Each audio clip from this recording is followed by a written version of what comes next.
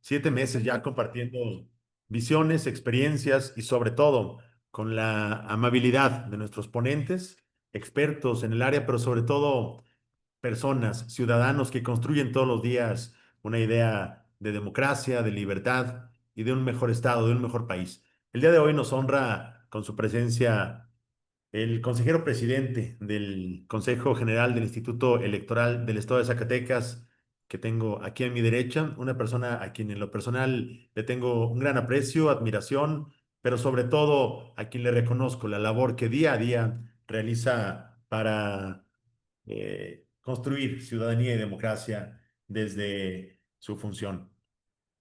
El maestro Juan Manuel Frausto Ruedas es ingeniero químico por la Universidad Autónoma de Zacatecas, maestro en Derecho Electoral por la Universidad Autónoma de Durango, Campus Zacatecas, maestro también en procesos e instituciones electorales por la Universidad Autónoma de Nuevo León y el Instituto Federal Electoral.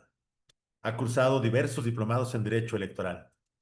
Fue docente en la Universidad Autónoma de Zacatecas, en las escuelas preparatorias de Minas, Metalurgia, Geología, Ciencias Químicas de 1984 a 1998.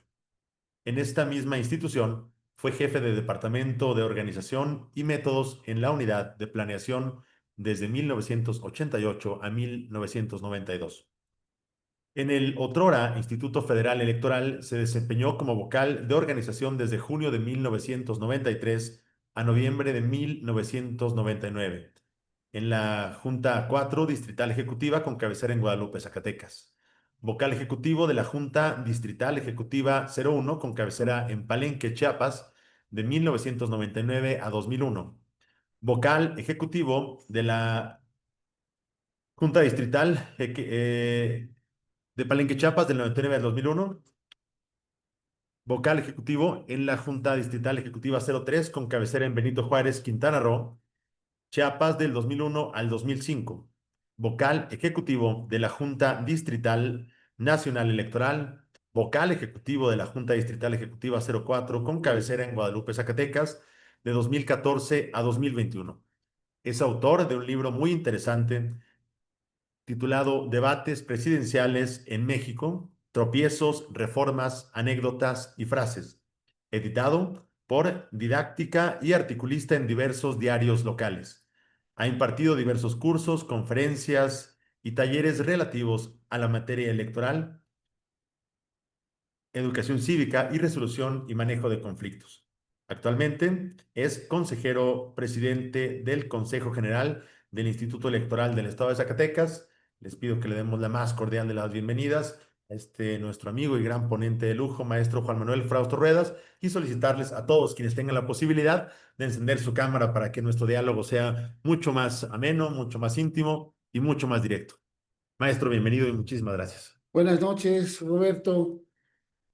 Buenas noches a todas y todos los que nos acompañan en este diplomado. Parece que yo concluyo el diplomado, Aún nos falta faltan 3 ponentes más. 3 ponentes, ok. Mi presencia se había pospuesto por diversas razones. Tuvimos la elección del Poder Judicial, acabamos de concluir. Y bueno, es un placer estar aquí con todos y todos ustedes.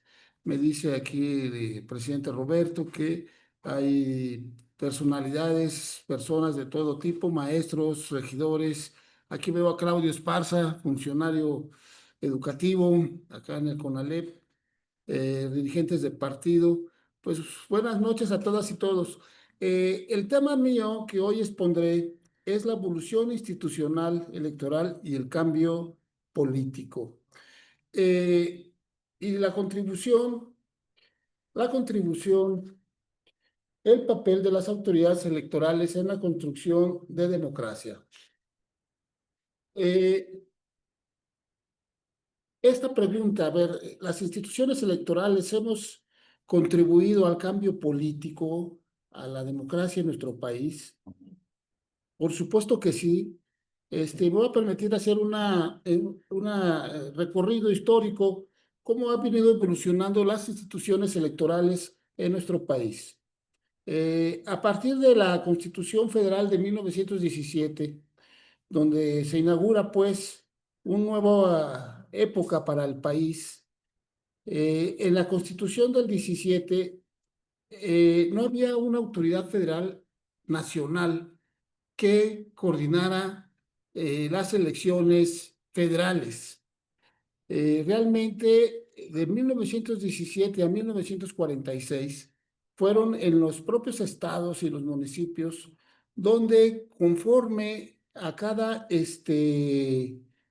circunstancia local, se organizaba la elección federal. De tal manera que durante este periodo vemos pues cómo no había esta presencia y tenemos también en la historia de esta época un momento, digamos, medio convulso, cuando después del 17 con la matanza, con la muerte de Venustiano Carranza, pues se viene una lucha entre las facciones postrevolucionarias para pues, pues dirigir el país. Y realmente es, digamos, hasta el 38, 36, cuando en el gobierno de Lázaro Cárdenas se constituye un ejecutivo más fuerte. Pero bueno, en este periodo del 17 al 46, lo que vemos es que se empieza a constituir un gran partido que fue el PNR, el Partido Nacional Revolucionario en 1929, por Plutarco Elías Calles, que es, digamos, el abuelo, por decirlo así, del PRI actual, y que pues se aglutina en el PNR un grupo de revolucionarios encabezados por Plutarco Elías Calles. Tenemos pues la constitución de este partido y en el 38 tenemos que Lázaro Cárdenas constituye el Partido de la Revolución Mexicana, que ya integra sectores dentro de este partido, el sector obrero, el sector campesino, popular, y también se integra el sector militar. De tal manera que también en el año 38, a raíz de la nacionalización del petróleo, se constituye otro partido con mucha tradición en nuestro país, que es el Partido Acción Nacional, como sabemos, por Manuel Morín y otros destacados intelectuales de esa época, constituyen el Partido Acción Nacional. Pero bueno, lo que tenemos en este periodo es, como les decía, eh, la ausencia de una autoridad federal que organizara las elecciones y la constitución de lo que pudiera venir después, un partido hegemónico en nuestro país. Después tenemos que el Partido de la Revolución Mexicana se constituye en lo que hoy conocemos como el Partido Revolucionario Institucional. De tal manera que es hasta 1946 cuando se federalizan las elecciones, cuando se constituye un órgano federal, que era la Comisión Federal de Vigilancia Electoral en el 46, integrada básicamente por funcionarios afines al gobierno federal. Esta comisión dura hasta cerca del 55, donde se constituye la Comisión Federal Electoral. Y en este esquema de Comisión Federal Electoral, realmente se va hasta el 76, de hecho hasta el 88, pero quisiera detenerme antes, eh, en el 76.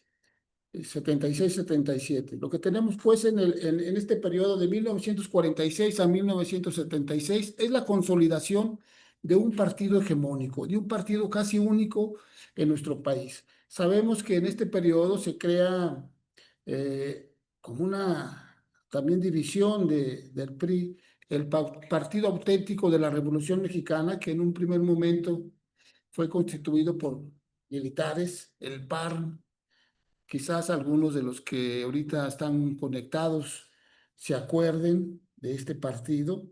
El Partido Popular Socialista, que también se constituye en estos años y que se integra por gente como Vicente Lombardo Toledano. Y el Partido Acción Nacional, que ya mencionaba yo. De tal manera que se va consolidando el partido hegemónico en nuestro país. de tal manera que llegamos a la elección del 76. Pero antes de hacer referencia a la elección de 1976, cabe mencionar que hubo cierta apertura. En 1963 se constituyen los diputados de partido, que en un primer momento fueron 20 y luego 25. O sea, llegaba hasta 25 diputados que podían acceder a los partidos de oposición, digamos, por una vía de porcentaje de votación que obtuvieran. No era una representación proporcional realmente, pero era algo parecido. De tal manera que hubo un intento, pues, de abrir la Cámara de Diputados con esta figura de diputados de partido. Así tenemos, pues, una consolidación muy fuerte del Partido Revolucionario Institucional, que llegamos a 1976, a la elección presidencial, donde por circunstancias, sobre todo del Partido Acción Nacional, el Partido Acción Nacional en sus estatutos establecía que para que la persona que fuera postulada por este partido así lo fuera, tenía que obtener entre el 70 y 80% de todos los consejeros a su Asamblea Nacional. El Partido Acción Nacional no logró ponerse de acuerdo.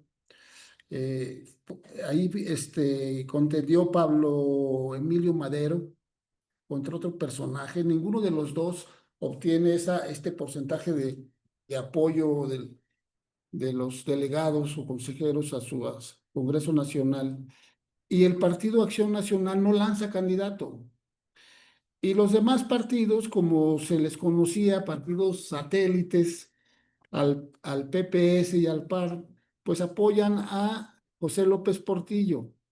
De tal manera que en esa elección presidencial de 1976 solamente hubo un candidato a la presidencia de la República, un candidato único a la presidencia de la República, que fue José López Portillo. De tal manera, pues, que eh, se ve cómo hay un momento disruptivo con esta elección del 76, donde el sistema político ya venía acarreando cuestiones de legitimidad.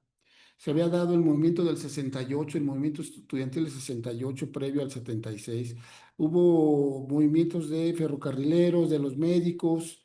A raíz del 68, pues se crea una guerrilla urbana en el país. Conocemos a los dirigentes de la guerrilla de aquel entonces, Genaro Vázquez, Lucio Cabañas, de tal manera que el régimen priista, pues, de partido hegemónico, casi único, requería apertura política. Y un personaje que, con mucho futuro, con mucha visión de futuro, prevé, pues, cómo aperturar el sistema político mexicano a la oposición.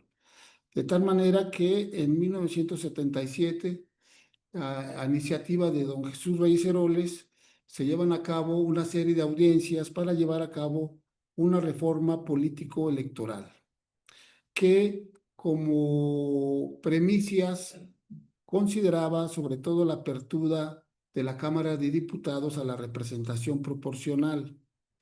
De tal manera que en ese año, para la elección del 79, se crea la ley federal, la famosa LOPE, Ley Federal de Organizaciones Políticas y Procesos Electorales, en la que por primera vez se establece en nuestro país la figura de diputaciones de representación proporcional con 100 diputados de representación proporcional.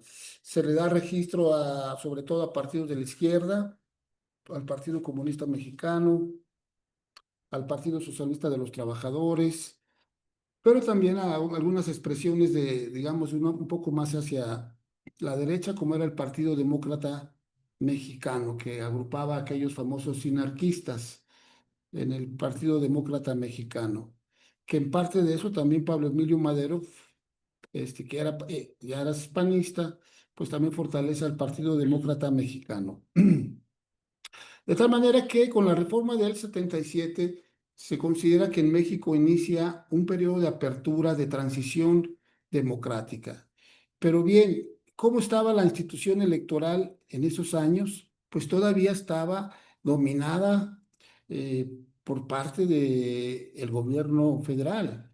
La Comisión Federal Electoral en ese entonces todavía no tenía apertura para que los partidos políticos tuvieran voz y voto. Tenían voz, pero no tenían voto en esta Comisión Federal Electoral. De tal manera que así se va avanzando con esta comisión, se da una apertura en las diputaciones de representación proporcional y en el 85-86 tenemos que las diputaciones de representación proporcional se incrementan a 200 en ese año. Y la Cámara, los distritos de mayoría relativa también se incrementan a 300. Desde ese entonces tenemos esta conformación actual de la Cámara de Diputados. 200 diputados de mayoría, 200 diputados de representación proporcional y 300 diputados de mayoría relativa.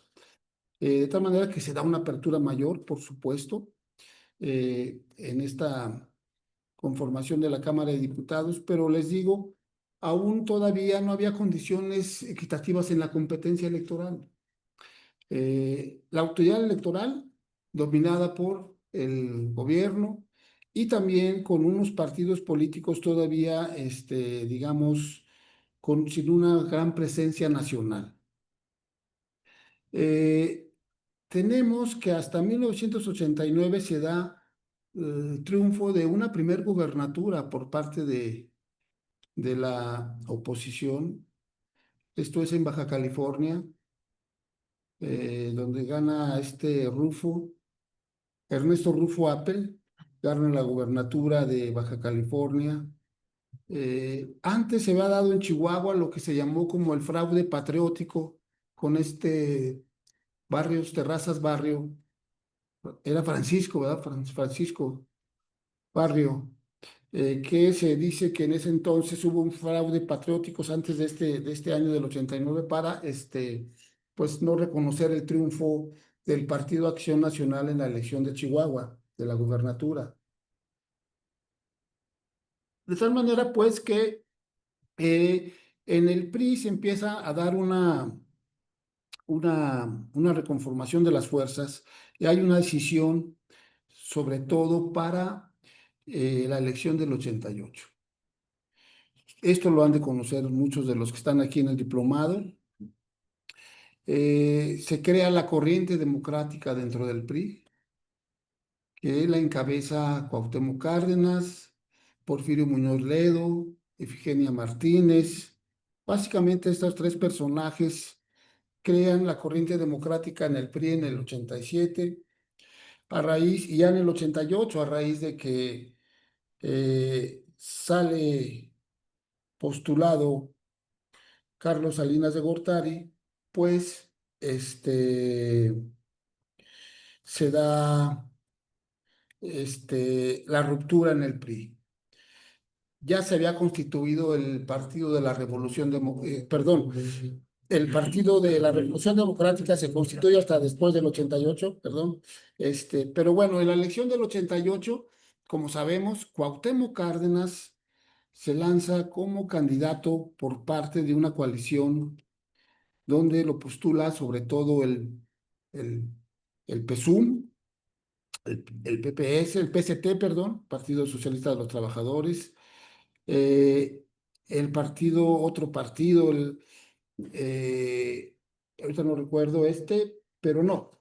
Esta Rosario Ibarra Piedra también fue candidata, si se acuerdan en ese entonces, lo postuló el Partido Revolucionario de los Trabajadores. Y teníamos a Manuel Cloutier por parte del Partido Acción Nacional. De tal manera que en el 88 pues se da una competencia muy fuerte. Sabemos las expresiones que se mencionan de la elección del 88, ¿no? Que se cayó el sistema por dos cosas. O sea, se cayó en términos de que se cae el sistema informático. Se suspendió el cómputo de la selección presidencial en los consejos distritales de la Comisión Federal Electoral y se cayó en términos de expresión, de que ya no salieron a decir nada la Comisión Federal Electoral. Quienes vivimos aquella elección, yo estaba muy joven, Y recordamos pues que el presidente de la comisión la presidía el secretario de Gobernación, era Manuel Bartel Díaz, al que pues se le cayó el sistema por dos vías, ¿no? Sistema informático y en términos de expresión y de comunicación. Realmente, pues, no se sabe con certeza los resultados de la elección del 88. Cuauhtémoc Cárdenas, por supuesto que él asume una postura de institucionalidad. Yo sé que hubo gentes en el país que lo invitaron a tomar las armas, pero él, por supuesto que no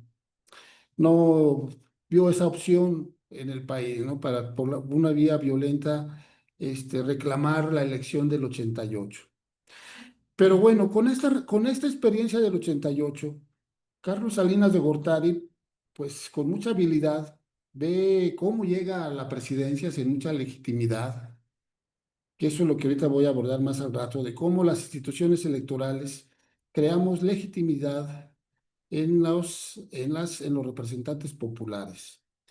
De tal manera que ve pues cómo hay que abrir un poco más el sistema político mexicano y se crea en el 90 el Instituto Federal Electoral.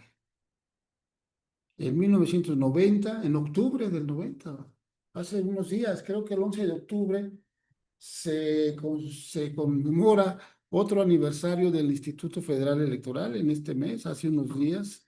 Fue un aniversario más del IFE en el 90, hace 25 años. Digo, 35. 35, perdón. Sí. 35 años se constituye el IFE, donde, si bien pues empieza a haber unas condiciones de competencia electoral más abiertas para los partidos políticos, eh, todavía pues el control del órgano electoral lo tiene la Secretaría de Gobernación. Hay que recordar que en el Consejo General del entonces IFE, en el 91, cuando ya se constituye formalmente, se instala el Consejo General del IFE, todavía lo presidía el secretario de Gobernación, que en ese entonces fue este señor, ay, se me fue el nombre ahorita, el secretario de Gobernación que inicia el Instituto Federal Electoral, el veracruzano que fue eh, gobernador del estado. De tal manera, pues, que en el 91 tenemos la elección intermedia, donde pues el PRI se recupera de la elección del 88, se recupera de manera bastante bien, digamos, en términos de la representación en la Cámara de Diputados, porque en el 88 pues sí, muy apenas logró el PRI la mayoría absoluta, poquito más de la mitad de los diputados en la Cámara de Diputados en el 88. Pero bueno, digamos que inicia en el 90 una nueva conformación de los órganos electorales que dan pauta para que se haya más inclusión y más apertura del sistema político. De tal manera que, les decía yo, en la elección del 91, pues si bien se consolidan el PAN, el PRD se forma después de la elección del 88 como una necesidad de las personalidades, los grupos políticos, la ciudadanía que participó en la elección del 88 postulando a Cuauhtémoc Cárdenas. En el 89 en mayo del 89, se forma el Partido de la Revolución Democrática, el PRD. De tal manera que, pues, a partir de ese año, la izquierda mexicana se agrupa en este partido, en el Partido de la Revolución Democrática. Así llegamos al 91, que les digo, se recupera el PRI, y vemos, pues, cómo en el 94, de nuevo, pues en el PRI se presentan divisiones que hacen, pues, sabemos eh, la muerte de Colosio, el asesinato de Colosio en Lomas Taurinas, en Baja California, de tal manera que el PRI pues entra en esta crisis y postula de manera emergente a este Zedillo, Ernesto Zedillo, en el 94. También tenemos que en el 94 hay que recordar el lanzamiento zapatista del Ejército de Zapatista de Liberación Nacional, el EZLN, allá en Chiapas, en el 94. Y pues se genera esta crisis política en el país que hace que en el 94 se hagan reformas emergentes en el 94 para darle más credibilidad y confianza a las elecciones. Se transforma el Consejo General del Instituto Federal Electoral, si bien todavía lo preside el secretario de Gobernación, se crean los consejeros magistrados. En el 91 eran consejeros electorales magistrados y en el 94 se crea los consejeros ciudadanos. De tal manera que en esa nueva integración de Consejo General se integran personalidades en el 94, personalidades que pues le dan más confianza a las fuerzas políticas en el Consejo General del Instituto Federal Electoral. De tal manera que previo también al 94, hay que decir que se avanza en algo muy importante que fue la credencial para votar con fotografía. Este proyecto inicia en el IFE en el 92, se consolida hasta el 94 prácticamente, y se emite la primera credencial con fotografía en esa elección del 94, en esa elección presidencial del 94, se inaugura la credencial con fotografía. Ya desde el 91 también se hace una integración de las mesas directivas de casillas por un procedimiento que se llamó insaculación, o sea, por sorteo, donde ya se estableció desde entonces que se sorteaba al 15%, era un porcentaje alto, 15% de la lista nominal para integrar las mesas directivas de casilla. Pero cómo pues, este, esto fue importantísimo también para darle credibilidad al proceso electoral, la integración por medio de un procedimiento de insaculación de los funcionarios de las mesas directivas de casilla, porque previo a eso, las mesas directivas de casilla se integraban por personas que pues, ahí estaban siempre, eran designadas por pues, personajes locales, los caciques locales en los ayuntamientos, en los estados, y bueno, todos sabemos este, las anécdotas que hay de los quienes participaban como funcionarios de casilla. Me acuerdo que aquí en Zacatecas, eh, a los funcionarios que participaban como funcionarios de casilla, a los que se desempeñaron, los invitamos a que participaran haciendo un texto, un recuento de su participación. Pero una vez un funcionario de casilla mencionó cómo a él era de un municipio acá del sureste, allá para Los Cañones. Su papá se lo llevaba al día de las elecciones a instalar la casilla. Él era presidente de casilla y contaba cómo él se daba cuenta de cómo su papá y los demás funcionarios de casilla se ponían a llenar todas las boletas pues ya saben quién, ¿no? Pues por un partido. De tal manera, pues, que sí, a mí me tocó en el 94. Yo entro al Instituto Federal Electoral en 1994. Todavía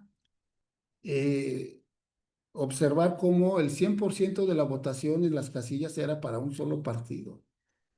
En el 94, yo, por ejemplo, en varios municipios, yo estuve acá en Guadalupe, en el Distrito Federal de Guadalupe, varios municipios del sureste zacatecano, sucedía lo que se conocía como casilla zapato, o sea que toda la votación era para un solo partido político, se han de imaginar quién, ¿no? Pues el Partido Revolucionario Institucional, el PRI. De tal manera, pues, que sí, estas situaciones se presentaban. desde antes del 94, pero todavía, a pesar de que existía el Instituto Federal Electoral, todavía había un control político sobre la ciudadanía muy grande, todavía en el 94, como lo vemos, ¿no? Por esto que les menciono yo de casilla zapato, así, el 100% de la votación sola, toda para un solo partido. Todavía en el 97 salieron dos o tres casillas zapato, pero ya hoy, en nuestros días, esto pues ya no es tan común, o ya no es común. Pero bueno, se empieza a dar pues una apertura en las instituciones electorales, también en el Senado. En el Senado en 1994 ya se integra por cuatro senadores, de tal manera pues que llegamos al 96 con otra reforma donde ya se integra un nuevo Consejo General del INE. Hay una nueva elección donde se incrementa el financiamiento a los partidos políticos. En ese año es cuando realmente el financiamiento a los partidos políticos dio un incremento sustancial y que les permitió mejores condiciones de competencia. Pero también en los procedimientos electorales, ya mencionaba yo también cómo pues se mejoran, se incrementa el líquido indeleble, por primera vez se aplica en el 94. No se aplicaba un líquido indeleble en las casillas antes del 94. Hay mejores condiciones de competencia para los partidos. Acceden a radio y televisión en el 96. De tal manera pues que así se integra ahí en el 96. Para la elección del 97 ya no preside la Secretaría de el IFE, el secretario de Gobernación, eh, de tal manera que ahora se lo va a presidir un consejero presidente ciudadano. Eran consejeros electorales ya desde ese entonces. Si ustedes recuerdan, el primer presidente del IFE, consejero electoral, fue el maestro José Woldenberg, que se avienta después la presidencia de este Consejo General en el 97. En el 97 también, en la elección del 97, se abre por primera vez a elección el jefe de gobierno de la Ciudad de México. No sé si recuerden aquí quienes me escuchan, quienes están aquí. En el 97, Cuauhtémoc Cárdenas llega a la jefatura de la Ciudad de México, así se llamaba, jefatura de la Ciudad de México. Él gana, Cuauhtémoc Cárdenas, la jefatura en el 97. En el 97, por primera vez, el PRI no alcanza mayoría absoluta en la Cámara de Diputados, o sea, no tiene más de 250 diputados. Pierde la mayoría absoluta en el 97 el PRI. De tal manera, pues, que se da una mayor presencia de la oposición, de los partidos de oposición, un pluralismo que se va consolidando en el país. Esto también se refleja en las gubernaturas. Ahorita lo vamos a ver. Pero bueno, para ir avanzando, porque veo que ya estoy prolongando en esto, llegamos así a nivel federal a la elección del 2006, ¿no? Donde contiende por primera ocasión Andrés Manuel López Obrador contra Felipe Calderón Hinojosa, ¿no? De tal manera que sabemos el resultado de la elección. Andrés Manuel López Obrador pierde por el 0,58% de la votación, 243,934 votos.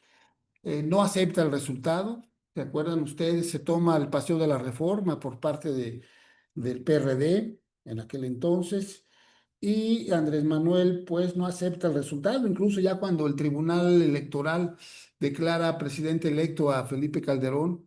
Acuérdense de la famosa frase de Andrés Manuel López Obrador, que váyanse al diablo con sus instituciones, ¿verdad? Pero bueno, hay que reconocer que Andrés Manuel tampoco, si bien tomó la acción más fuerte fue tomar el Paseo de la Reforma, pues tampoco se va a acciones violentas, ¿no?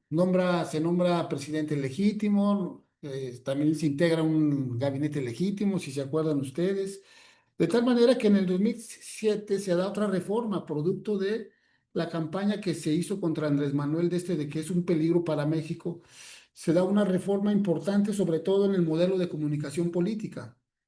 Eh, de ese entonces, ahorita, en cada estación de radio y televisión, en los procesos electorales, los partidos tienen 48 minutos de acceso en las campañas, durante las campañas electorales.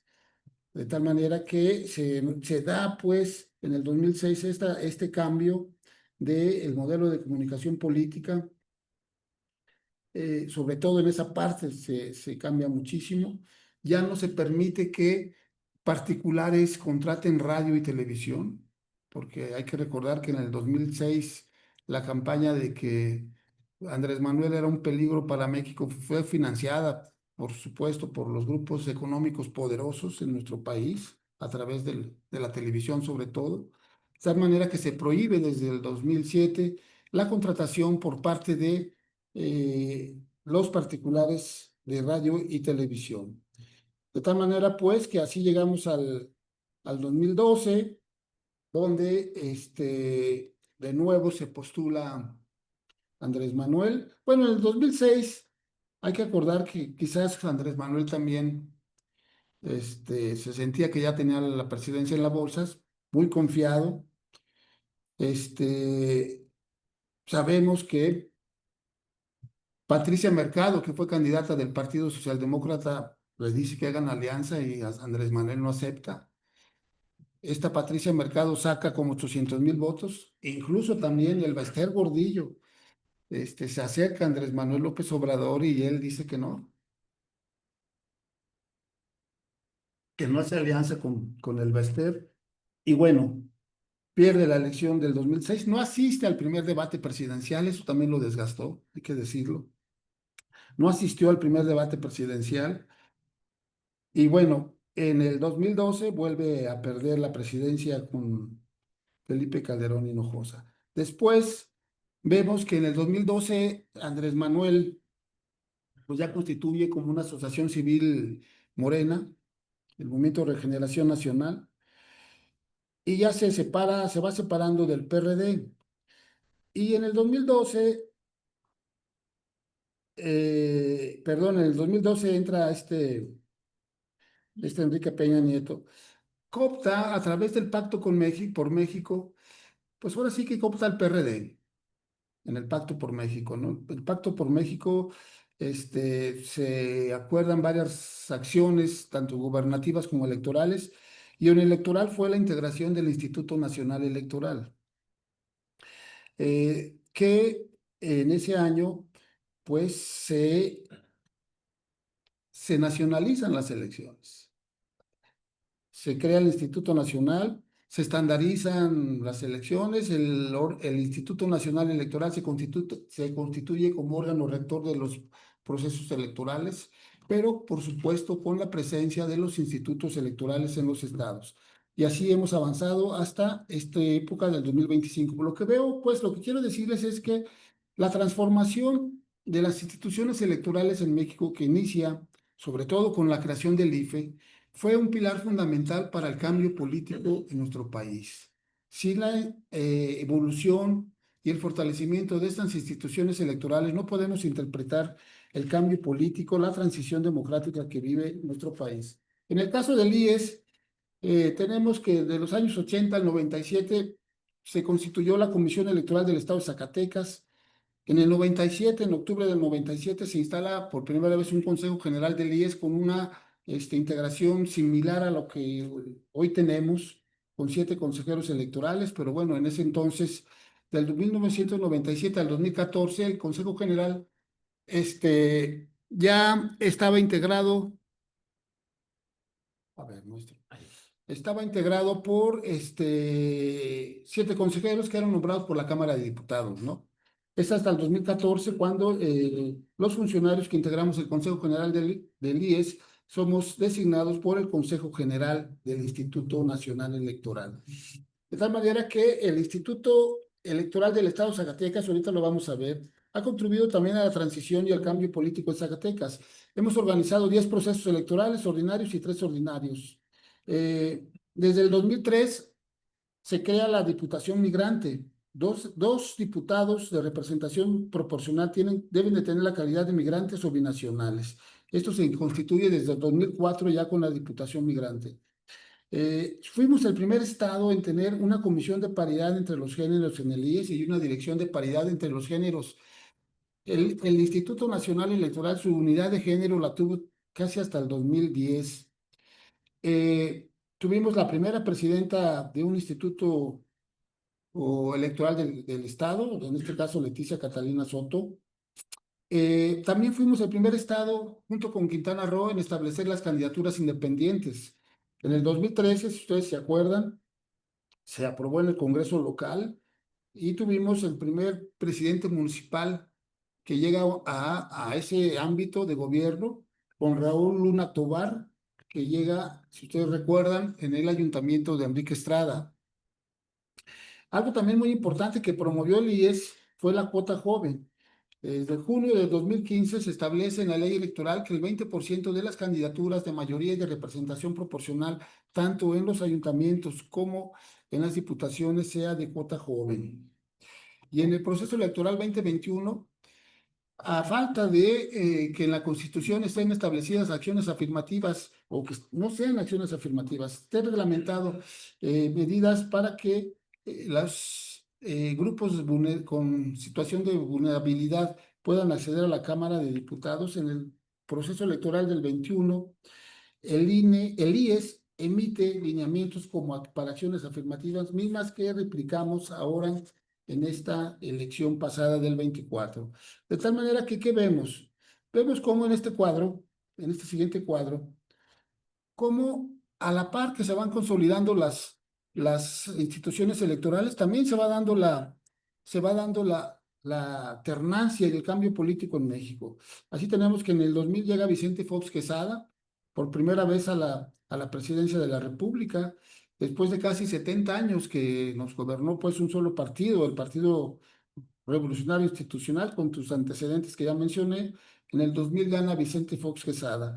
En el 2006 sigue manteniéndose el PAN en el poder. En el 2012 regresa el PRI al poder. En el 18 gana Andrés Manuel. Y ahora en el 24 Claudia Sheinbaum se ratifica el triunfo de Morena en la presidencia de la República. A nivel del estado de Zacatecas que tuvimos en el 98, tenemos el famoso Monrealazo, cuando Ricardo Monreal llega a la gubernatura por parte del PRD. Se ratifica en el 2020, 2004 la presencia del PRD en el Estado con Amalia García. Eh, en el 2010 regresa el PRI a la gubernatura con Miguel Alonso Reyes. Después, en el 2016, refrenda el PRI la gubernatura con Alejandro Trello Cristerna. Y en el 21 tenemos a David Monreal con Morena. Esto, por supuesto, este cambio, estas alternancias, no se pueden explicar sin la consolidación, sin la contribución que hemos hecho las autoridades electorales. Ahora, en los ayuntamientos, en la siguiente lámina, puse nada más algunos ayuntamientos. En el caso de Zacatecas, tenemos en el 2013 al PRI con Carlos Peña Vadillo. El PRI refrenda en el 2016 con Judith Guerrero, en el 18 gana Morena con Ulises Mejía, en el 21 Jorge Miranda con afiliación al PB, y luego ahora en el 24 Miguel Ángel Varela. En Guadalupe tenemos los mismos años, 2013 Roberto Luébano Ruiz, 16 Enrique Guadalupe Flores Mendoza, Julio César Padilla en el 18. Sabemos el problema en que se metió Julio César, ahora Julio César N o Julio N, y que deja a José Saldívar alcalde, su secretario como interino, y Pepe Saldívar, bueno, vuelve a ganar ahora en el 24. En Fresnillo tenemos en el 2013 a Benjamín Medrano, José Aro de la Torre en el 16, Saúl Monreal en el 18, en el 21 vuelve a ser Saúl Monreal y Javier Torres Rodríguez, ahora en el 24.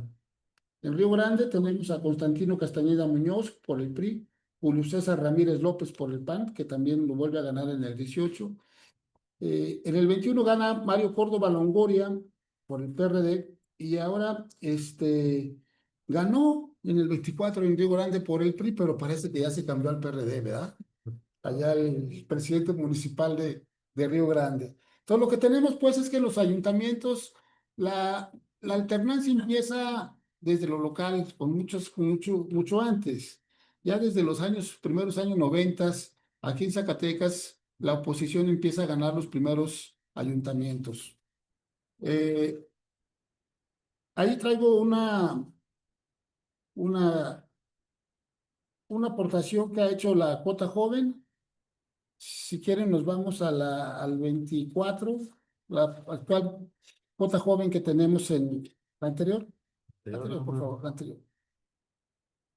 Ahí. Es esta. Ahorita tenemos una cuota joven en la Cámara de Diputados muy buena, la verdad. Tenemos 6 diputaciones de cuota joven. Es la mayor que se ha tenido hasta ahorita en la Cámara de Diputados. En las presidencias municipales tenemos 4 presidentes o presidentas municipales. En las regidurías, por supuesto que es mucho mayor. Ahí la representación cuota joven, también en las sindicaturas. Bueno, en las sindicaturas no tanto, en términos de propietarios son nueve sindicaturas de cuota joven.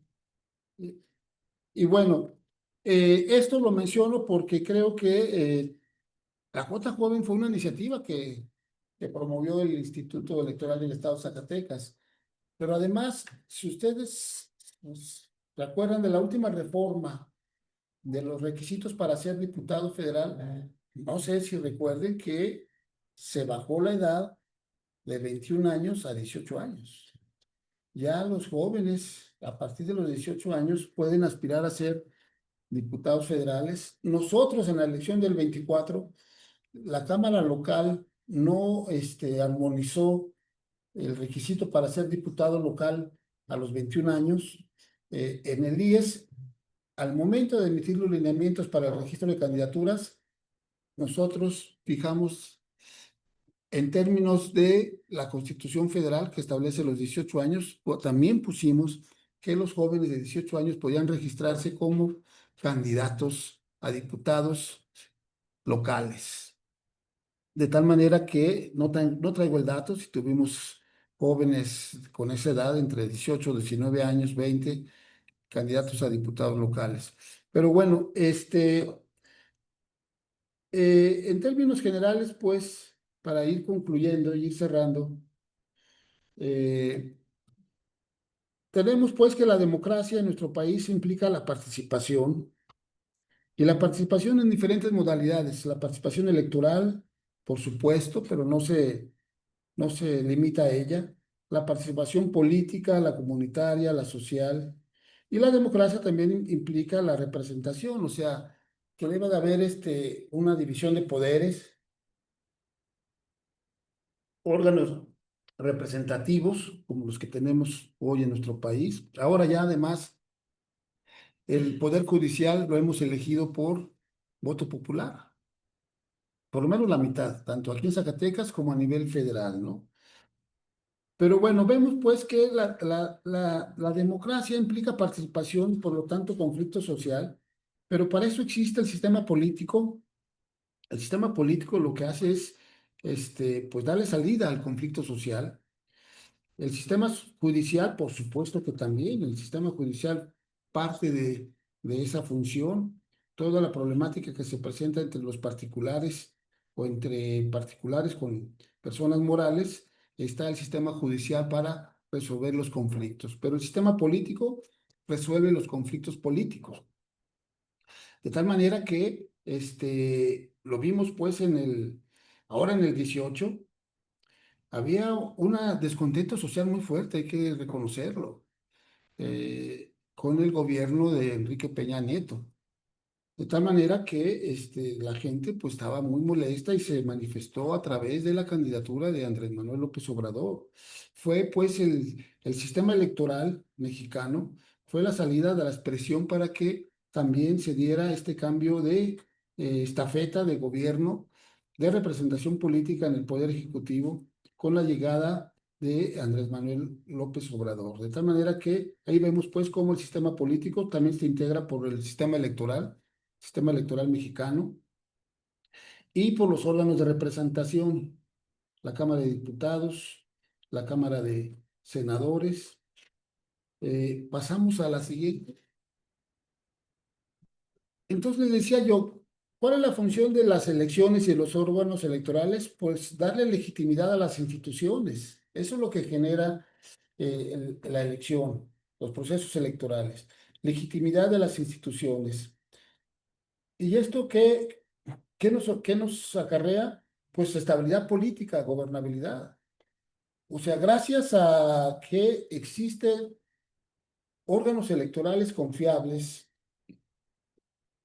hemos evitado en el país, y aquí en Zacatecas, a lo mejor en otras entidades se da una efervescencia política y en otras regiones del país más fuerte, pero aquí en Zacatecas realmente los conflictos postelectorales no los hemos conocido así fuertes, donde lleguemos a quema de edificios electorales, donde la comisión municipal o la comisión o el consejo distrital del órgano electoral, ya sea federal o local, sobre todo local, puede generar violencia hasta la quema de urnas, y de las instalaciones de los órganos electorales. De tal manera que esta estabilidad política pues genera gobernabilidad, que bueno, la gobernabilidad depende de muchas cosas, ¿no?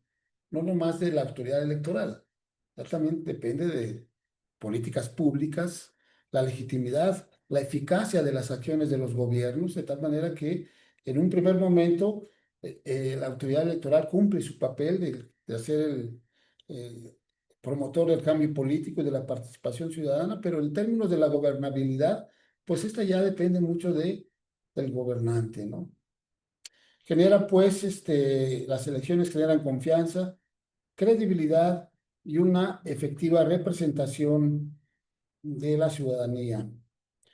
Creo pues que este módulo, que es el cómo han contribuido las instituciones electorales en la promoción y el fortalecimiento de la democracia, pues es claro. Vamos a ver las últimas dos láminas. Hasta ahí dejaría yo y entraría a ver lo de la reforma electoral que viene.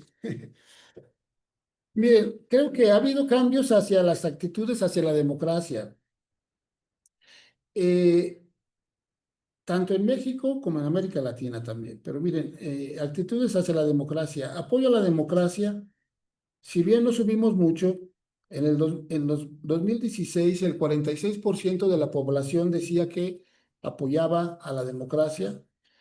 En el 24 lo dice el 49,4%. En América Latina el apoyo a la democracia es un poco más grande. Por supuesto que depende mucho de los países. Estos datos son datos tomados del Latinobarómetro 2024. Eh, hay países como Uruguay que tienen un apoyo a la democracia del 70%. Costa Rica también es un país que tiene mucho apoyo, su sistema, su democrático. Y hay los contrarios, ¿verdad? Como Nicaragua, como Venezuela, donde es al revés. El apoyo a la democracia es 30% y el 70% no apoya a la democracia. Porque evidentemente en estos dos países, Nicaragua, y lo acabamos de ver en Venezuela, pues como no que yo esté de acuerdo en que le hayan dado el Premio Nobel de la Paz a esta Corina, Machado, ¿o cómo se llama? Sí. Sí, ¿verdad? Este, pero sí, pues, por supuesto que la elección de Venezuela, todo lo que señala es que, pues sí se robaron le robaron el triunfo ayer a la presidencia, ¿no? Pero bueno, esa es otra discusión. Apoyo a un gobierno autoritario. En México estamos todavía, incluso hasta subió, si ustedes se fijan, del 2016 al 2024 sube bastante el apoyo a un gobierno autoritario. Inclusive estamos ahí muy altos con respecto a América Latina. Tenemos el 24,1% de la población que apoya un gobierno autoritario y en América Latina para el 24 es del 16,4%. Satisfacción con la democracia en México sube y sube bastante, bastante, porque en el 16 era 4,8, en el 24 8,1. En América Latina hay más satisfacción, promedio pues 11,3. Nada satisfecho con la democracia. En México disminuyó. O sea que las personas que no están satisfechas con la democracia en México disminuyó casi un 10%, ahora con el 24%. Eh, E incluso ahí sí estamos muy por abajo del promedio en América Latina, que llega casi al 25% los que no están satisfechos con la democracia. Y luego esta parte, este otro, se gobierna por grupos poderosos en su propio beneficio, la apreciación que tiene la gente. En el 16, así lo pensaba el 75,6% de la población en México, y ahora en el 24 eso lo estima casi el 50%. O sea, se redujo 25% la apreciación de que se gobierna para los poderosos. Bueno, esto para, pues, los que nos oyen, los que están aquí, se los dejo, les pregunto, ¿influyó el cambio político del 18 en esta apreciación? Creo que sí, la verdad. Creo que el cambio del 18 en la presidencia de la República sí influyó en esta apreciación de que se gobierna por grupos poderosos en su propio beneficio. En América Latina, el promedio también es muy alto de los que opinan eso, el 72,3. Ahora, se gobierna por el bien de todo el pueblo. En México subió 12%. En el 16 era el 17,7 y en el 24 el 29,1. Se aprueba la gestión del gobierno del presidente, pues ya no se diga, ¿no? Ahorita sabemos que Sheinbaum Pardo sigue allá en las nubes de aprobación del presidente. En el 16, con Peña Nieto, él traía una aprobación de la gestión del presidente del 26,1 y ahorita en el 24, a lo mejor son los datos de Andrés Manuel, tenía una aprobación del gobierno del presidente del 75%. Confianza en la presidente, pues también aumenta bastante la confianza en la presidencia aquí en México, casi dobla el promedio de América Latina. La confianza en el Parlamento sube poquitito, casi 2 puntos porcentuales. La confianza en la autoridad electoral, esto es muy bueno, casi no llega casi al doble, pero sube del 9,8 al 16,8%, los que tienen mucha confianza, mucha, estoy diciendo nada más los de mucha confianza. Se ve pues que la autoridad electoral en México, en este caso el Instituto Nacional Electoral, habrá que ver en el caso de los institutos locales cómo andamos, pero se fortalece la confianza en las instituciones electorales. En los partidos sube poquitito, nada más el 3% tiene mucha confianza en los partidos, eh, sube al 3,6%. Ninguna, pues también disminuyó poquitito. Pero bueno, ¿con qué cerraría yo esta casi hora que ya llevo comentando con ustedes? Sabemos que se instaló ahora en el mes de marzo, si no mal recuerdo, la reforma, la comisión para la reforma electoral a nivel nacional. Se están haciendo ya audiencias en la Ciudad de México casi todos los días, cada tercer día. Empiezan los martes y concluyen, creo que los jueves, no, martes a viernes. Y también empezaron las audiencias en los estados. En varios estados del país ya se han estado haciendo audiencias para la reforma electoral. Aquí en Zacatecas nos toca el día 5 de noviembre. Los que quieran participar, ahí está la página de la comisión presidencial.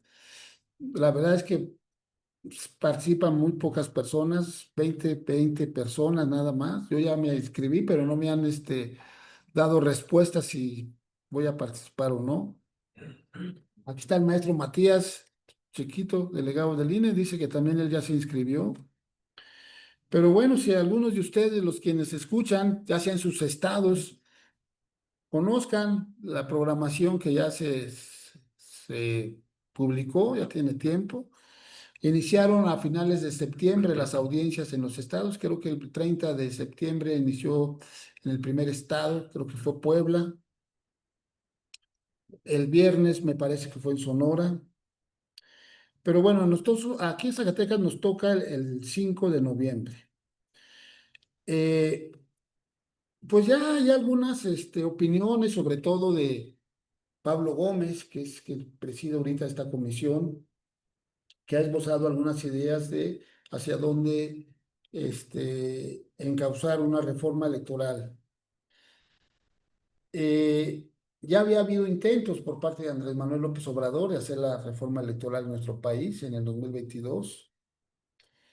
El plan B y el plan C, si se acuerdan. El plan B pues, era una reforma constitucional que no se pudo hacer porque no tenía mayoría en la Cámara de Senadores Andrés Manuel. Y el plan C fue una reforma legal, sin reformar la Constitución. Pero bueno, esta reforma se declaró inconstitucional, sobre todo por el procedimiento del legislativo. Pero bueno, tenemos ya pues ahora esta intención de hacer una reforma electoral profunda en México. ¿Hasta dónde se pretende reconfigurar el sistema político mexicano, el sistema electoral mexicano? Este,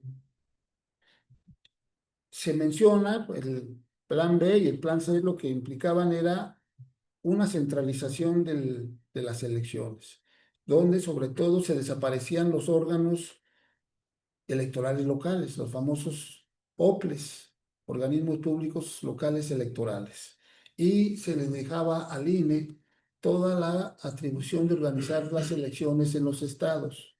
¿Se va a retomar este sistema?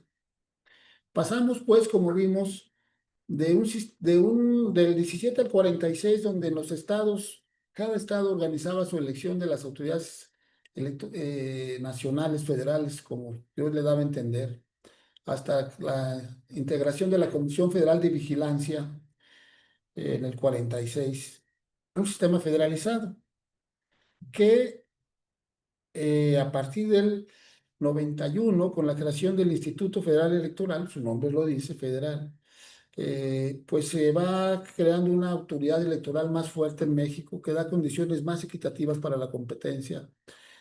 Y en el 14 se nacionaliza la elección con el Instituto Nacional Electoral. Y creo yo que esta reforma del 14 pues, ha dado resultados. La verdad es que sí, habían institutos electorales locales con diferente solidez, de tal manera que lo que hace el INE es que cuando estandariza muchos procesos electorales, pues aquellos institutos que estaban un poco atrasados, por decirlo así, en términos de su fortaleza en los sistemas informáticos, en sus procedimientos electorales, se logran poner al mismo nivel todos los órganos electorales a nivel nacional, con esta estandarización de los procedimientos electorales, y creo que ha dado resultados el sistema nacional electoral. El INE tiene sus atribuciones, pero también las autoridades locales electorales tenemos las nuestras. ¿Qué implicaría la desaparición de los OPLES? Una ley electoral única en el país.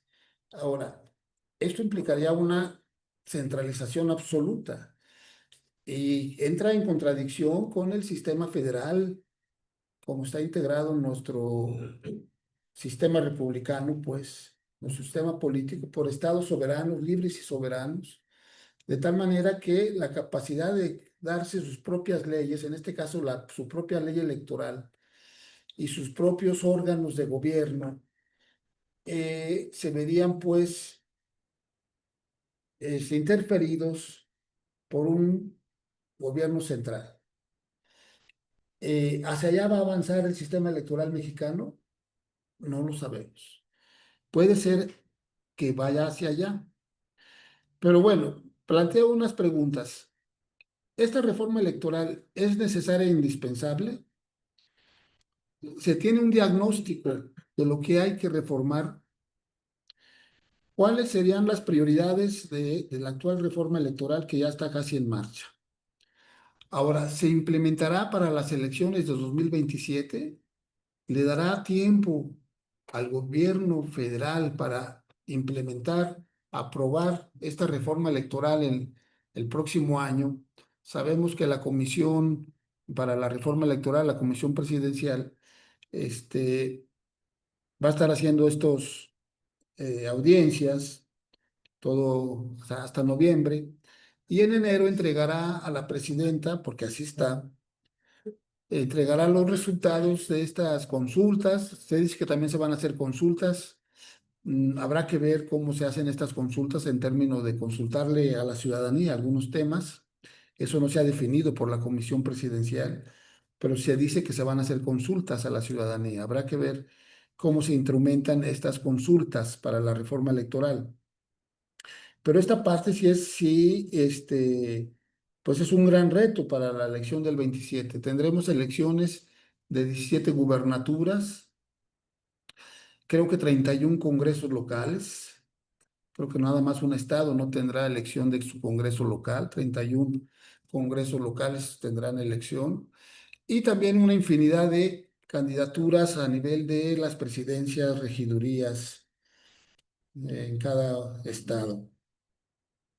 De tal manera que, pues, habrá que ver los tiempos que pueda tener la presidenta Claudia Sheinbaum, sus grupos parlamentarios en el Senado y en la Cámara de Diputados, pero todo indica que sí va a haber reforma electoral en nuestro país, todo va para allá. Ahora, ¿cómo debería de hacer esta reforma? Pues creo que debe de partir de un diagnóstico para saber qué es lo que dónde estamos fallando. El sistema híbrido que tenemos de permanencia de un instituto nacional y los órganos electorales locales, ¿de qué fallas adolece? Pero por supuesto que necesitamos saber el diagnóstico integral del sistema electoral mexicano. Ahora, también se ha mencionado que se pretende mejorar la representación, eh, sobre todo en la integración de las cámaras. Yo creo que esta parte, creo que sí habrá que ver cómo se puede avanzar. Sabemos que ahorita el sistema de representación proporcional es el 40-60%. Hay quienes dicen que tenemos ahorita 500 diputados, ¿verdad? 200 de representación proporcional y 300 de mayoría relativa. Hay quienes dicen, bueno, vamos haciéndolo mitad y mitad. 250 diputados de representación proporcional y 250 de mayoría relativa. Eh, pero hay quienes ahora lo plantean, algunos sectores de Morenas, Pablo Gómez entre ellos, la posibilidad de que los diputados federales se elijan por estado y que haya una representación proporcional por cada estado.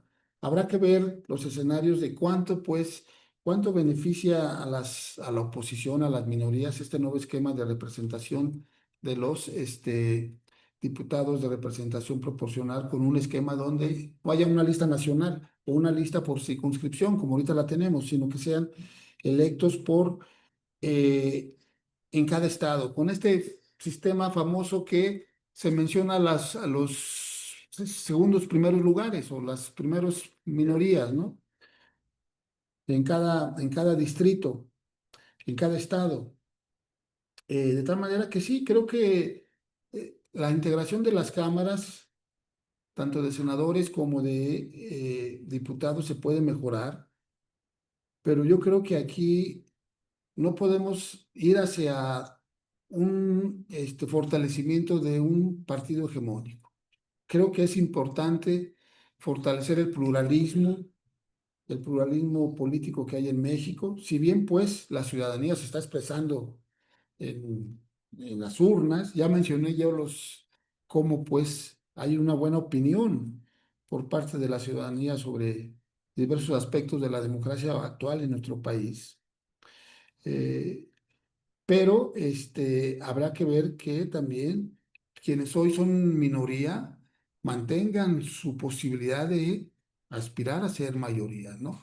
Y además, a veces se hacen esquemas de modificación del sistema de representación como si la fuerza que hoy gobierna fuera a estar por 50 años, ¿no? Y a lo mejor hoy pueden aprobar, pueden, o el próximo año pueden aprobarse reformas que pudieran darle ventaja, pero eso no garantiza que van a tener siempre la mayoría en el país. A lo mejor llega otra mayoría y dice, pues ahora me toca a mí aprovecharme de esto que me dejaron acá estas personas, ¿no? Por supuesto que el financiamiento a los partidos políticos es otro tema que creo que pues con mucha razón se cuestiona, pero yo no soy partidario de que se elimine el financiamiento para actividades ordinarias fuera de periodos de campaña, como parece ser la propuesta, ¿no? Que los partidos políticos solamente tengan financiamiento para campañas electorales, durante procesos electorales. Creo que esto también daría pues pauta a muchas cosas, entre ellas quizás la infiltración de dinero ilícito en los partidos políticos. Habrá que quizás modificar la fórmula, porque hoy sabemos que hay una fórmula que hace que dependa del padrón electoral, un porcentaje del padrón electoral, que es el 65%, ¿no? Se multiplica por la UMA. Habrá que quizás modificar eso, en vez del 65, ponerle un porcentaje más bajo, de tal manera que sí pudiéramos racionalizar el financiamiento a los partidos políticos, el financiamiento que se les otorga para actividades ordinarias. Pero creo que eliminar el financiamiento para actividades ordinarias de los partidos políticos sí puede generar mucha inequidad y pues también dar pauta para que pueda ingresar a la política dinero ilícito, ¿no? Y por supuesto que también a los órganos electorales nos toca pues hacer propuestas para reducir el costo de las elecciones, por supuesto que sí, este, sin perder pues la confianza en los procedimientos que hoy tenemos. Por ejemplo, la insaculación es un procedimiento costoso. En el país se sortea el 12% 13%, perdón, 13% del listado nominal. Son alrededor de 13 millones de personas que se invita. Se tiene que visitar en todo el territorio nacional. Los funcionarios de casilla, dependiendo del número de casillas que haya, en el pasado proceso electoral fueron como 1.600.000. Y todos ellos a través de un sorteo y una capacitación. Estamos pues, quizás a muchos años de que, como sucede en otros países, funcionarios públicos son los que integran las mesas directivas de casilla. Un trabajador municipal, una persona que trabaja por ahí en algún cargo. Así se hace en muchos países europeos, los quienes integran las mesas directivas de casilla, pero aquí pues a partir de cómo hemos construido, porque nuestro sistema electoral se ha construido a partir de la desconfianza, pues seguimos manteniendo esta integración de las mesas directivas. Por supuesto que habrá que avanzar en los sistemas electrónicos de voto. Ya sabemos que se hace el voto por internet para el voto en el extranjero, para presidencia de la República y gubernaturas. Pudiéramos avanzar al voto por internet aquí en México para elegir diputados, presidencia de la República, gubernaturas aquí en México, presidentes municipales. El voto anticipado que se da en muchos países, ¿verdad? Con una semana, un mes, digo, no una semana, varias semanas antes, un mes o hasta 2 meses de voto anticipado por parte de la ciudadanía, que lo puede hacer de manera postal o bien también por internet. Pudiéramos avanzar hacia esos sistemas, creo que lo debemos de valorar. Pero también, pues, en términos de muchos procedimientos, por ejemplo, las boletas electorales se deben de hacer en papel seguridad que se importa de Canadá, nada más allá se produce, con unas medidas de seguridad que tienen los el papel moneda y también los cheques. O sea, hay unas medidas de seguridad extremas que tienen las boletas electorales. Hay países donde por norma electoral se establece que las boletas deben de ser en papel reciclado. Fíjense nomás, las boletas electorales, ¿no? Aquí en México, uf, sale carísimo las boletas, la verdad. Es parte de los candados que tenemos en nuestro sistema electoral. De tal manera que sí, podemos avanzar, por supuesto, a ahorrar costos en la organización de las elecciones. Yo creo que en eso estamos empeñados y en eso hacemos propuestas, muchas propuestas de manera continua, las autoridades electorales.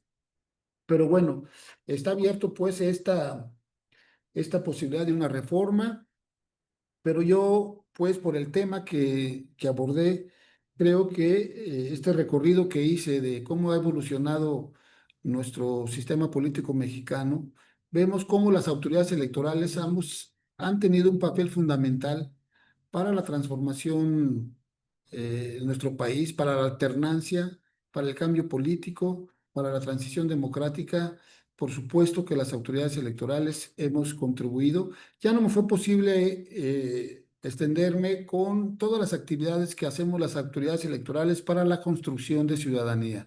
Otra de las funciones que hacemos es esa, promover la participación ciudadana, promover los valores democráticos a través de diferentes acciones, unas más, quizá los órganos electorales como el nuestro, que no tiene pues el presupuesto que tiene el INE, nos vemos limitados en algunas acciones, pero por supuesto que nos coordinamos con el Instituto Nacional Electoral para realizar diversas actividades que promueven la cultura democrática, la participación ciudadana responsable, crítica e informada. Y bueno, me quedo a sus órdenes por si tienen algún comentario o pregunta.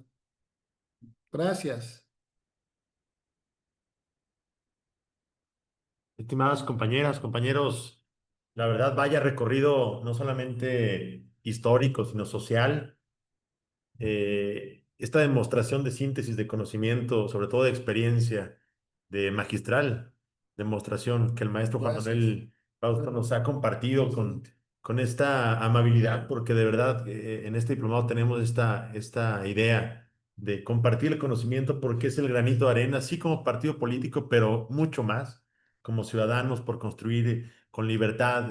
Y este recorrido histórico que el maestro nos hace de cómo se han conformado las luchas sociales, cómo se construyeron los partidos políticos, las oposiciones, cómo las reformas electorales le han dado un rumbo diferente. Y hoy que estamos en el intermeso de un momento histórico que sería esta potencial reforma electoral, pues es aquí donde cobra sentido esta unión de voces, de pluralidad, como bien lo señalaba el maestro Frausto, donde la ciudadanía informada puede participar de manera efectiva. Las dejo con el maestro por si alguno quiere participar, alguna pregunta, algún comentario. Aprovechen a nuestro ponente de lujo el día de hoy. Muchas gracias. Gracias, presidente.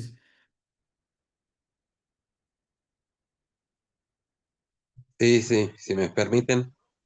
Adelante, maestro Alejandro Ramos. ¿Qué tal? Muy buena tarde.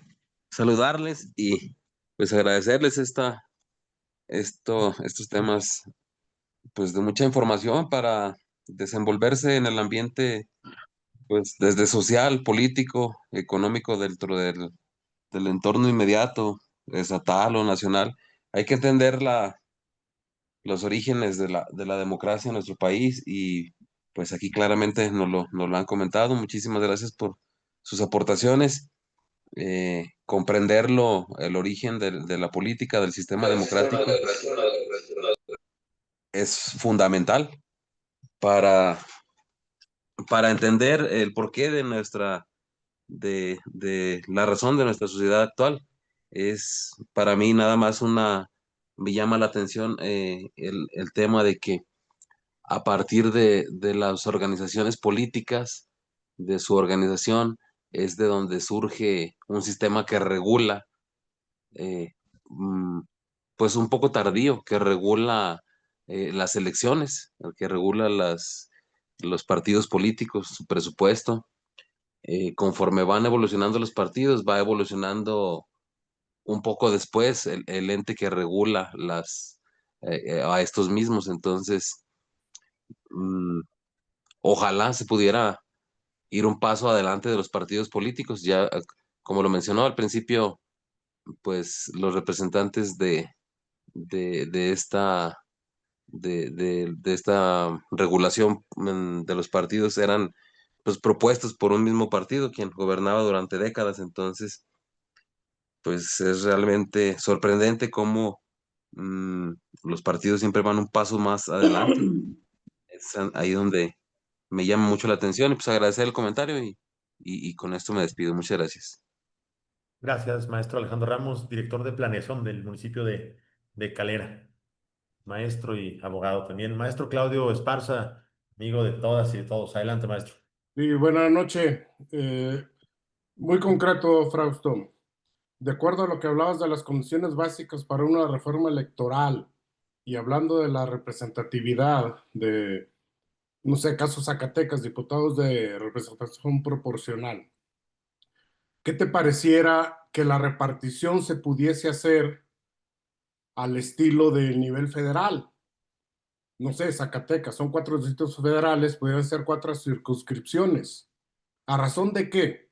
A razón de que los partidos en Zacatecas no necesariamente tienen una representatividad a nivel estatal, son partidos regionales que pudieran darles la posibilidad de una representación proporcional en base a los votos que saquen en su región. En este caso, yo diría 4 circunscripciones, tomando en cuenta los distritos federales electorales. No sé qué opinión te merezca eso. Muchas gracias y felicidades por la presentación.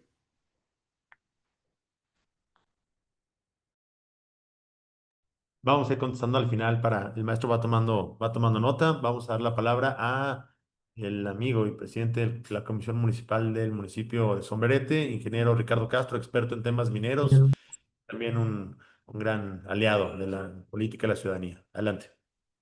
Gracias, presidente. Maestro, creo que nos hizo un extracto perfecto de la historia del sistema electoral mexicano. Eh, Algunos escritores o pensadores del tema, pues dicen y refieren que en efecto el sistema electoral mexicano pues es nuevo prácticamente, ¿verdad? O sea, se está cosiendo en nuestro sistema político. Y menciona también usted, pues varias partes de la ruta histórica del sistema, pues importantes reformas al propio sistema electoral, desde que era la comisión, desde que era luego los institutos, cuando pertenecía al Ejecutivo Federal, ahora ya como órganos autónomos. Y prácticamente pareciera que quizá cada 5 años se va dando una modificación de manera significativa al sistema electoral. Casi respondía a la duda donde usted dice, ya para la reforma que se puede plantear para el 2027, que probablemente se tiene que analizar en qué está fallando el sistema electoral mexicano. Entonces, desde una perspectiva, desde su gran amplia trayectoria y conocimiento, ¿en qué ha fallado o en qué no ha sido bastante amplio el sistema electoral mexicano para poder satisfacer las necesidades del México contemporáneo, ¿verdad? ¿Cuál ha sido su falla principal o qué es lo que ha caracterizado al sistema que no se ha podido concretar hasta el momento? O si bien es parte de su propia evolución de lo joven que es el sistema electoral mexicano. Gracias. Continuamos. Gracias, estimado amigo presidente de la Comisión Municipal, Ricardo Castro. Blanca de Luna, si es tan amable, la escuchamos con atención. Hola, buenas noches. Espero que todos se encuentren muy bien. Mi pregunta es sobre, bueno, comentaba sobre las personas que están en casillas o lo que hacen cuando están en casillas. Ellos cómo lo seleccionan o cómo, bueno, cómo deben de saber lo que él comentaba,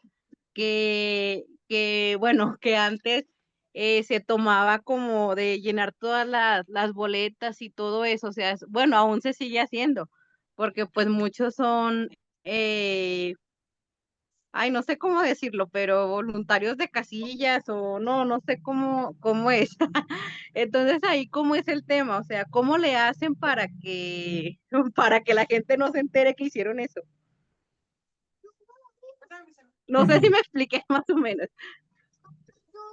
Perfectamente. Bueno, sí, ahorita el maestro va guardando los comentarios.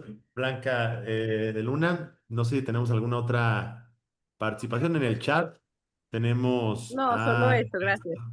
gracias al maestro Julián, que saluda a todas y a todos desde Jocaliente, Guadalupe también, desde Mazapil. Qué bueno que se conecten desde La Presita. Muy buenas amigas, amigos por allá en el semidesierto.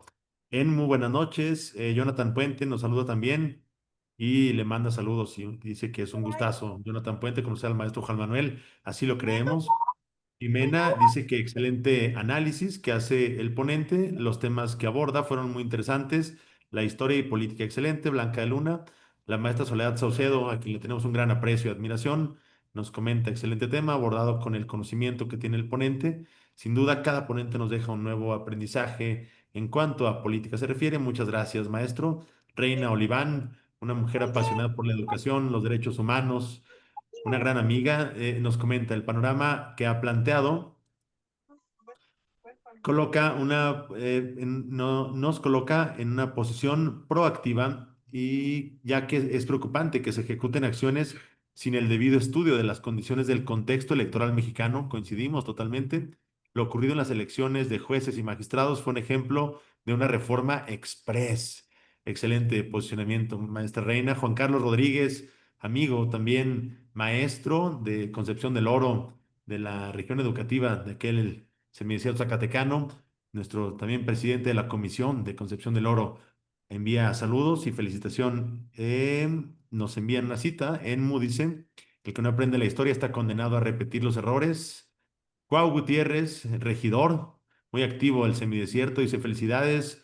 El profe Manuel Frausto, que mucho que aprender.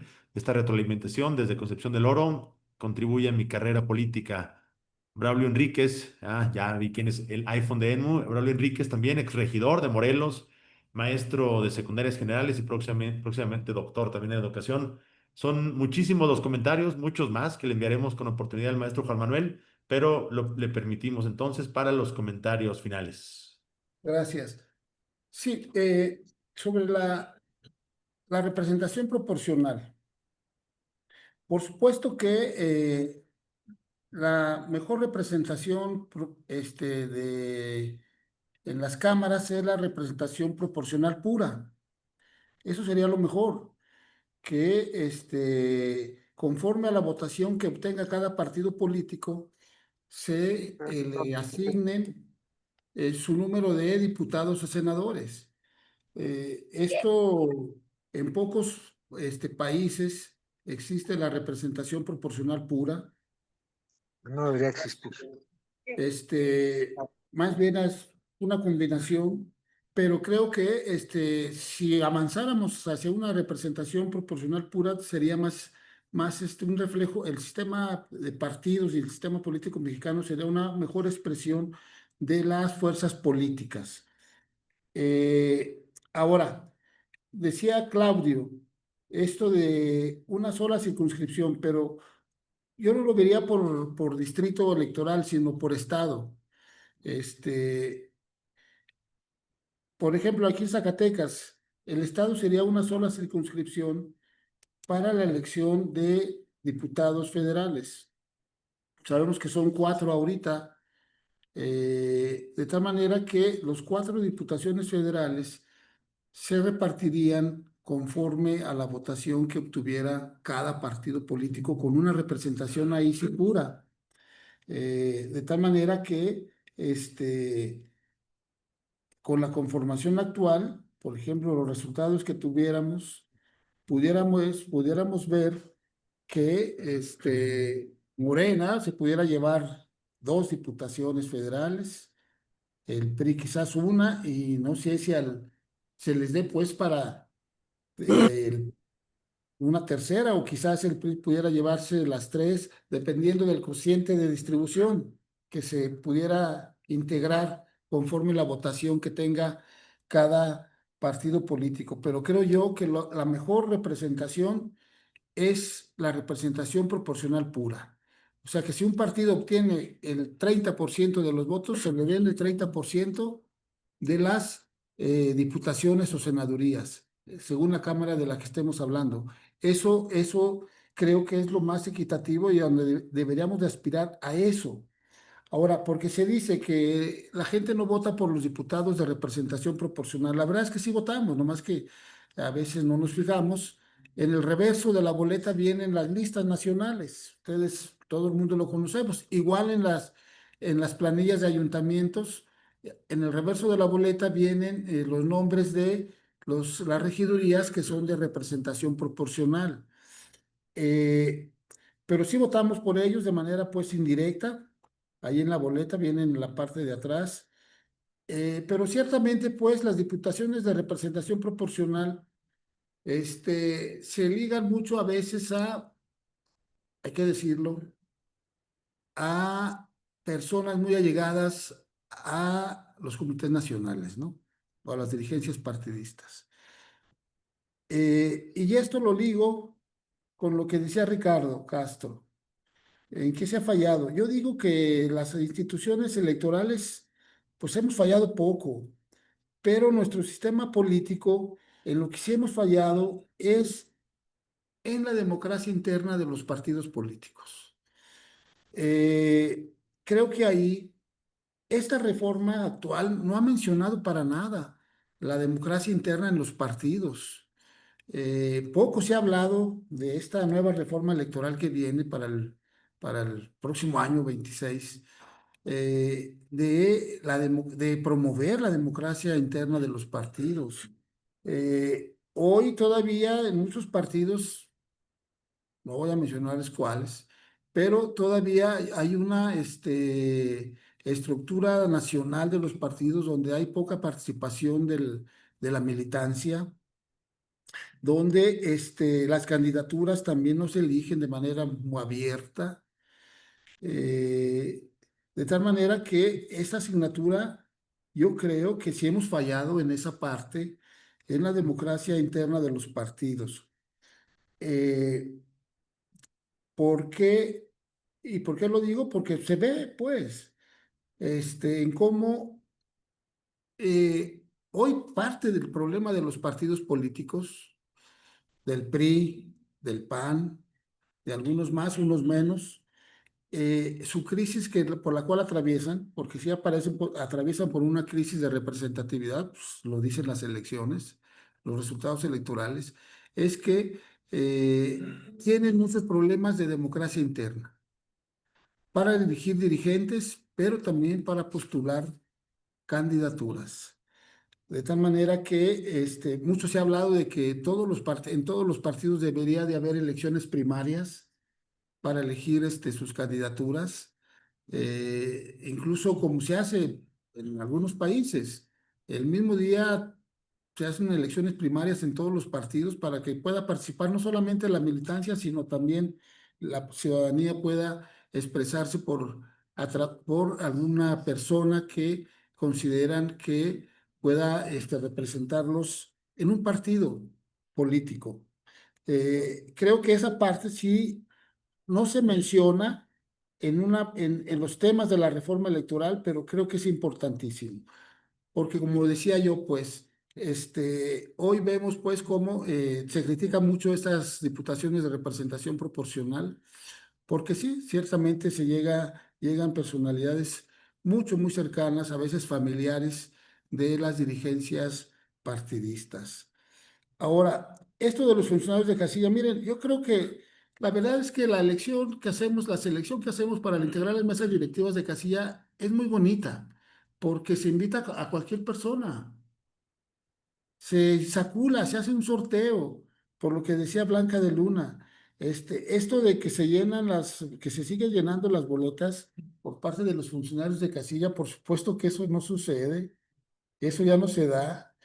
Tenemos representaciones partidistas en las casillas, Eh, y a veces tenemos bastantes representantes de partido, ¿eh? Tienen derecho a dos propietarios y un suplente, las representaciones partidistas. Hay partidos que tienen un músculo electoral, que tienen bastantes representantes de partido ante las casillas, pero además la integración de las mesas directivas de casilla, garantiza que en su integración participen ciudadanos que no tienen ningún compromiso político, compañeras, compañeros, ciudadanos de a pie que tienen una gran experiencia de ser funcionarios de casilla. La verdad, si ustedes, no sé, quienes estén aquí en el diplomado, cuántos han sido invitados, han salido insaculados, ha llegado por ahí el capacitador electoral a invitarlos a que se integren como funcionarios de mesa directiva de casilla,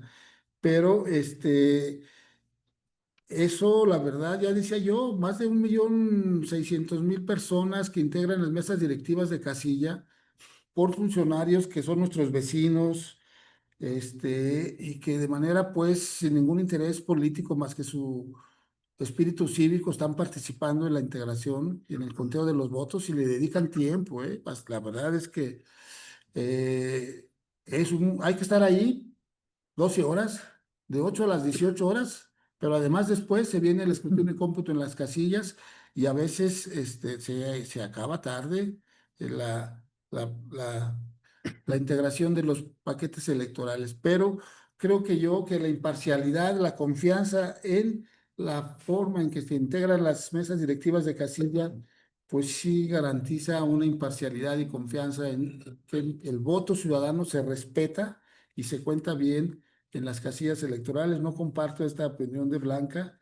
que nos decía que se da todavía un embarazo de urnas, embarazo, y llenar las urnas con votos marcados indebidamente, ¿no?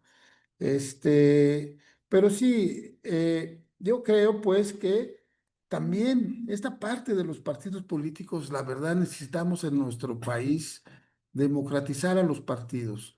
Se está dando una nueva configuración de los partidos políticos en México, sí. Los que estudian los sistemas electorales dicen que si para la tercera elección, ya llevamos dos elecciones donde pues Morena ratifica su presencia nacional, hay pues partidos que han estado debilitándose, eso hay que decirlo.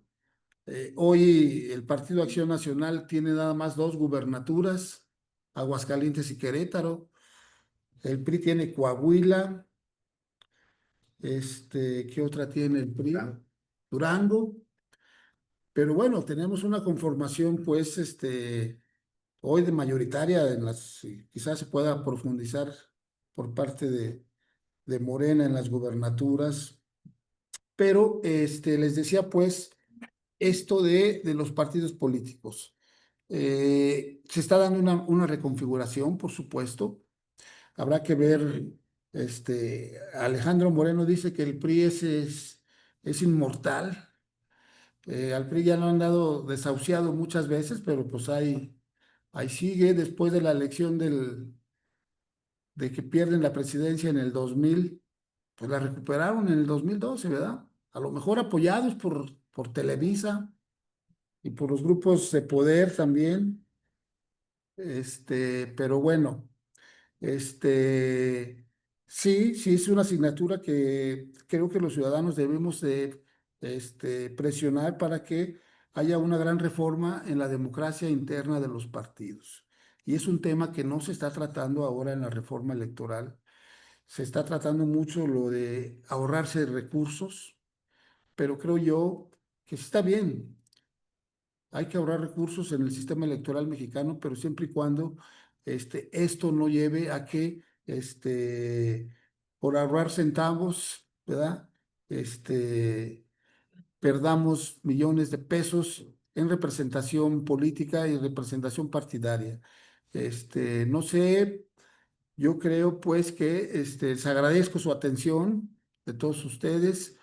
Espero que la información que yo les haya expuesto sea de interés, les sirva para su formación académica, profesional, su participación en los próximos procesos electorales. Si viene un proceso electoral muy intenso en el 27, tendremos aquí en Zacatecas la elección de gubernatura, como sabemos, la elección de ayuntamientos y diputaciones.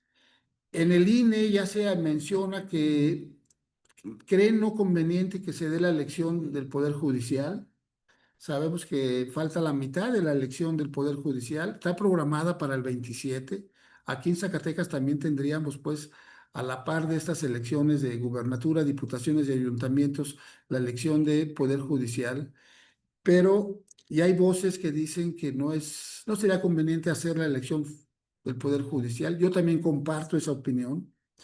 Habrá que ver cómo podemos modificar la elección del Poder Judicial en el 27. Pero bueno, eso ya lo veremos en el 26 y veremos qué tipo de reforma electoral se estuviera aprobando allá en los meses de abril, quizás hasta mayo, cuando más se pueda prolongar una reforma electoral en nuestro país. Pero bueno, les agradezco mucho su atención, su presencia y espero pues que este diálogo que tuvimos, esta exposición que yo hice, eh, fortalezca su conocimiento de las instituciones electorales y la democracia en nuestro país.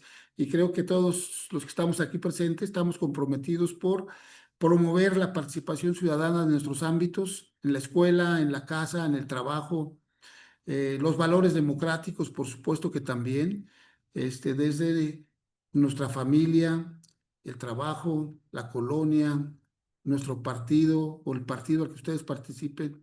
Creo que todos podemos promover una cultura democrática en nuestro país. Buenas noches y muchas gracias.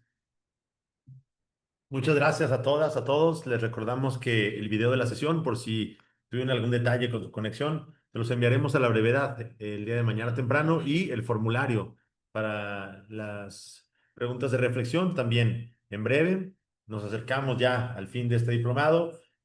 Nos quedan 3 sesiones. Presentación también. La presentación, el maestro amablemente dice que se las puede compartir. La verdad es que es de una yo la voy a tener aquí resguardada porque la estadística que nos dé la numeralia, el recorrido son de un interés de verdad fantástico. Le agradecemos la amabilidad a todos ustedes también, a todos ustedes por su interés, por su participación y por creer que un mejor México es posible con la construcción de ciudadanía en libertad. Muchas gracias.